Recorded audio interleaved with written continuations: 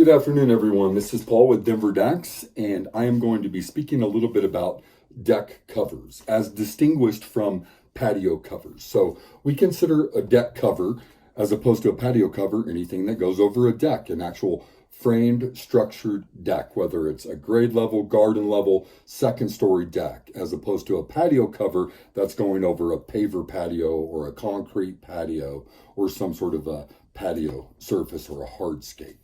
But in a deck cover scenario, if you're in a grade level application and it's a two-story home, you have virtually all three options of roof styles. You have a shed roof that attaches to the house and comes directly off to support posts. You have a gable roof, which is an A-frame that sheds to the side and actually carries back to the house. And then you have a hip roof, which is like a gable roof with a shed across the front. So the most affordable is always going to be a shed roof. And the reason being is we're going to attach it, we're going to ledger it to the house, and then we're going to get our proper pitch, and then we're going to put in our proper amount of caissons. Now, a gable roof, actually, you have to open up the sides of the house. So a gable roof, because it's an A-frame, your beams are on the side. So you've got your support posts out front, but then you have to open up the house and put the beams in the house. I have seen people do gable roofs where they have the posts on the outside. It's definitely not recommended. Building departments don't like to see it that way, and it just doesn't look right. It doesn't look thought out. So we always want to make it look like it came with the home. That's what we specialize in, is building covers, deck covers that look like the builder installed them. So we're matching all of the existing conditions with the eaves and the shingles and the pitches as much as possible.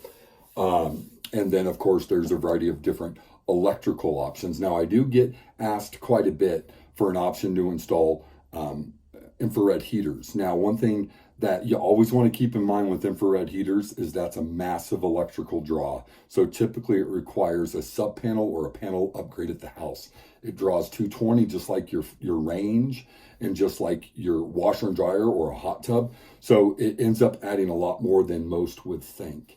So back to the styles, shed roof's the most affordable, and then a gable and a hip roof are fairly similar in cost. Now that's if you're able to attach in between a first and a second story.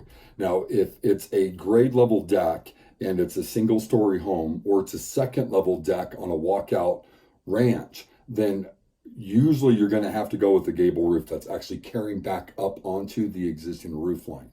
Now, again, because we specialize in matching existing conditions, there are certain things that we do to get that to tie in properly. Let me see, what else? All structures require a permit, and we handle that process for you. We're licensed, and I believe there's 41 different building departments in the city, and we're licensed in all 41. So don't let anybody tell you the project does not need a permit, because it does. It's never cost prohibitive to pull a permit, and ultimately the building department's making sure that we're doing our job accurately. Having already mentioned that we do specialize in building structures that look like they came with the home, we also build custom structures with cedar elements that are more of a contrast to the existing conditions. So those are certainly an option. You can view many of our photos on our website, as well as our Google listing, as well as our Yelp listing. You just pull up Denver Decks on Yelp or Google, and you can see a lot of those different photos. The one thing that we don't do when it comes to a roof structure is we don't do any of the painting. And the reason being is we believe, as a professional contractor, that you hire the right company for the job. And if you put a paintbrush in a carpenter's hand, you get a carpenter's quality paint job. But if you put a paintbrush in a painter's hand, you get a painter's quality paint job, right?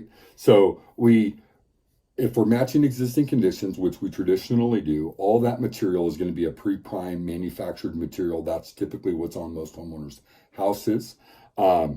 So it's ready for paint. And because it's not a huge space, I would say most homeowners go ahead and just paint it themselves the first time. And then the next time they're having the house painted, they just have that included in it. And let me think, is there anything else that we can talk about? Oh, if your house is a stucco house or a brick house or a stone house, those are certainly larger cost considerations. So especially if you're doing a gable or a hip roof where we need to open up the house to put in beam pockets down to the foundation, that can get quite costly. So Outside of that, if you're considering having a patio cover installed, I'd love to talk to you about your project and help you to design a space that both meets your needs as well as your budget. Again, Paul at Denver Decks, 303-730-9642, or you can email us at deckman1963@gmail.com. Thank you for your time.